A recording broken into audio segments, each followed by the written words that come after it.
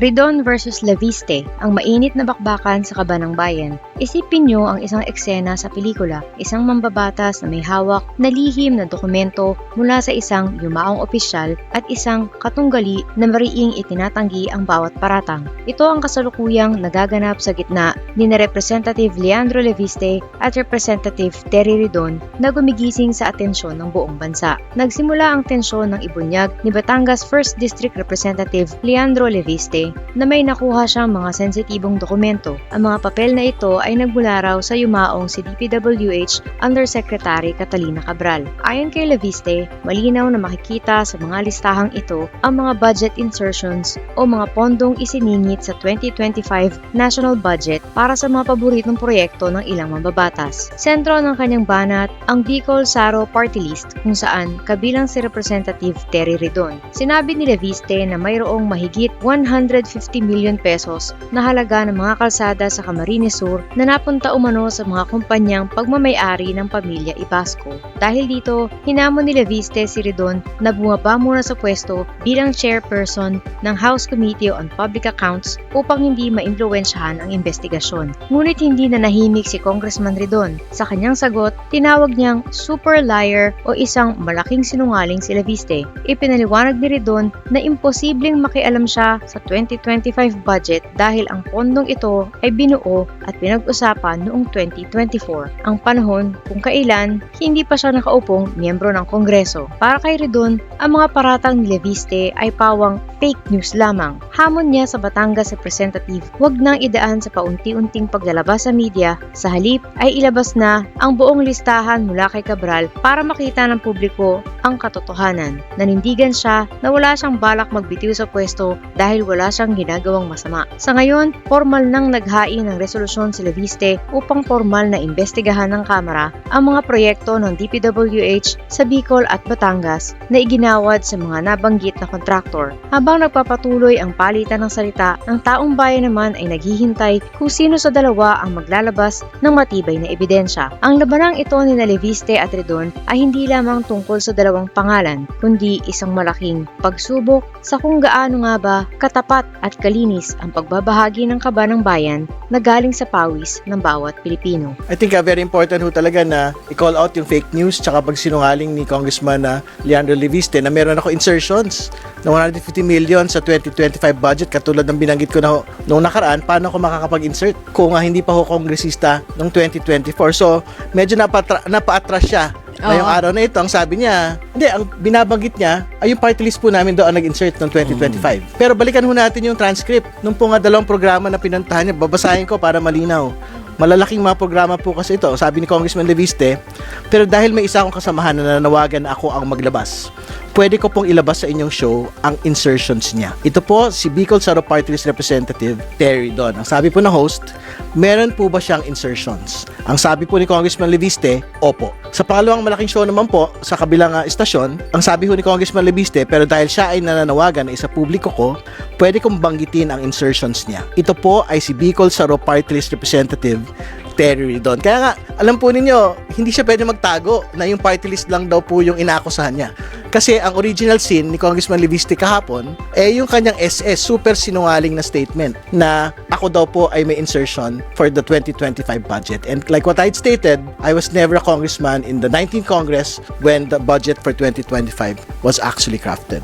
Bagong mukha, lumang galaw, ang mapantayang ningning ng bagong politika. Sa gitna ng maingay na mundo ng social media, tila isang sariwang hangin ang pagdating ng mga bagong mukha sa politika. Sila ay mga bata, mahusay magsalita at may dating na tila handang buwagin ang mga maling sistema sa bansa. Dahil sa kanilang tapang at galing sa pagkuha ng atensyon, madaling maniwala ang publiko na sila na nga ang hinihintay na pag-asa. Dalawa sa mga pinakakapansin-pansing pangalan ngayon ay sina Leandro Leviste at Kiko Barzaga. Madalas silang ituring na simbolo ng bagong henerasyon ng mga lider. Mas maingay, mas nakikita, at tila sagot sa pagkadismaya ng marami sa mga tradisyonal na politiko. Ngunit sa likod ng magandang presentasyon, may isang malalim na tanong na kailangang sagutin. Tunay nga bang reforma ang ating nakikita o isa lamang itong rebranded na bersyon ng lumang sistema? Hindi na bago sa Pilipinas na ang mga nagsisimula sa politika ay mayroon ng baong advantage, kilalang pangalan, sapat na pondo at malawak na koneksyon. Bagamat hindi kasalanan ang ipanganak na may pribilehiyo, nagiging suliranin ito kapag ang nasabing pribilehiyo ay ibinibenta sa publiko bilang pagiging isang outsider o baguhan na walang kinalaman sa dating sistema. Sina Leviste at Barzaga ay madalas magpakilala bilang mga tagapagtaguyod ng reforma at laban sa korupsyon. Subalit ang tunay na reforma ay hindi dapat namimili. Hindi maaaring matapang lamang sa ilang issue pero nananatiling tahimik o malambot sa iba, lalo na pagdating sa mga usaping may kinalaman sa nakaraang administrasyong Duterte. Ang mga taon ng administrasyong Duterte ay nag-iwan ng malalim na marka sa bansa, mula sa libo-libong namatay sa drug war hanggang sa panghihina ng mga institusyong dapat ay nagpapanagot sa mga nagkakasala. Ngunit ang isang politiko ay magsasabing siya ay pabor sa pananagutan o accountability, ngunit pipiliing manahimik o makipag-alyansa sa mga puwersang politikal na may bahid ng abuso, karapatan ng taong bayan na questionin ang katapatan nito. Ang paglaban sa katiwalian ay hindi dapat nakadepende sa kung sino ang madaling banggain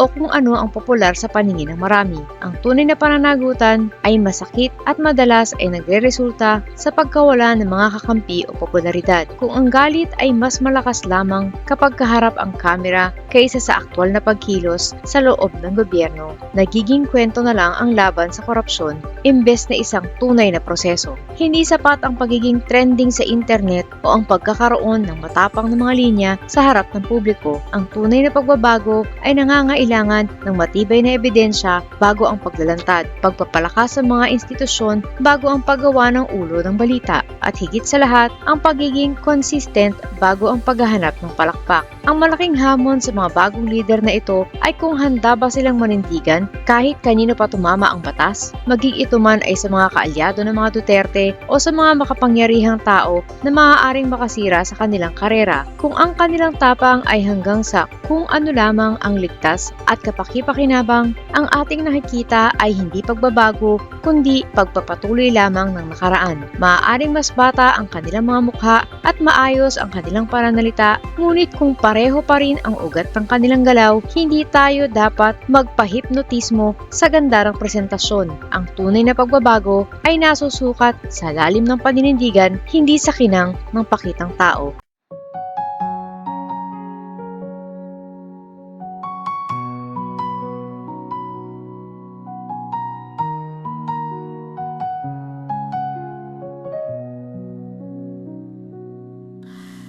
Ilan oras sa trabaho, kapiraso ang sweldo. Habang sila nag-aantay ng porsyento, kami ang nakukuba, hirap at nagdurusa. Iluluhon nyo lang pala aming mga pera.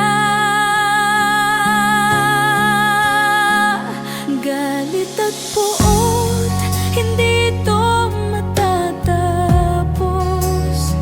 Hindi kami titigil, boses man ay maubos. Kinamkamyo lahat ang aming pinaghirapan. Kayo ang salarin sa luha ng bayan. Galit at puot, hindi ito matatapos. Hindi kami titigil, boses man ay maubos. Kinamkamyo lahat ang aming pinaghirapan. Kayo ang salarin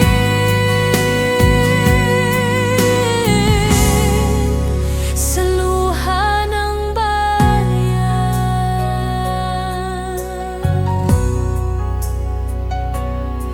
Sa kislap ng salapi nagbago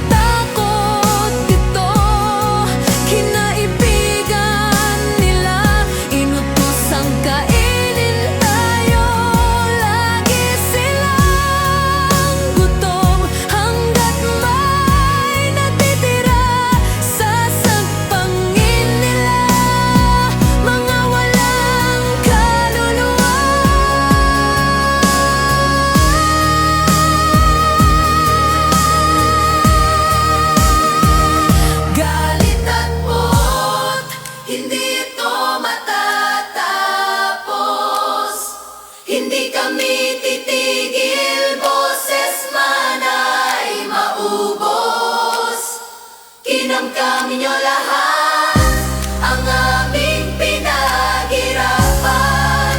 Kayo ang salarin sa luha ng bayan.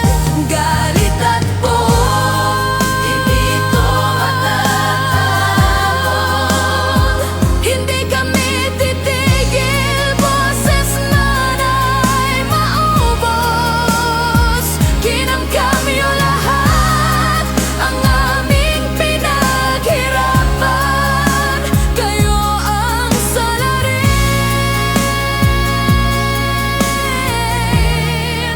sa luha ng bayan.